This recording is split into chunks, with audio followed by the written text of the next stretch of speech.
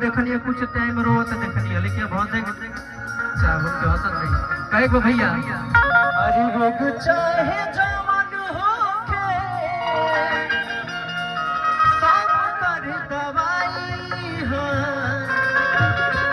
बिना मतलब के प्यार करे उहे माई हो। देखिए बहुत सारा सी बात अरे बिना मतलब के प्यार करे उहे माई हो।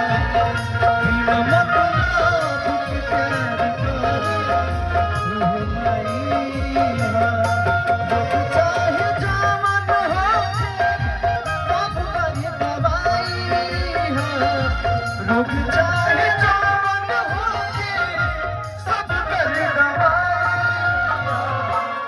बिना मतलब के प्यार करे उहे माई हो। बिना मतलब के प्यार करे उहे माई हो। बिना मतलब के प्यार करे उहे माई हो। भैया हो अब देखिए माई के तुम्हारे भैया भी हमारे हैं ठीक है ठीक है ठीक है। कहे बाटे एक और भाव आइला ये मैं एक बात बड़े हृदय से कहना चाहूंगा, ये भैया। अंजलि की मम्मी है और तभी तो दुनिया मैं में सबसे अनमोल अगर खजाना किसी को माना जाता है तो माँ को ही माँ को माना जाता है। और आपके पिताजी कहाँ हैं? अंजलि के पिताजी कहाँ हैं?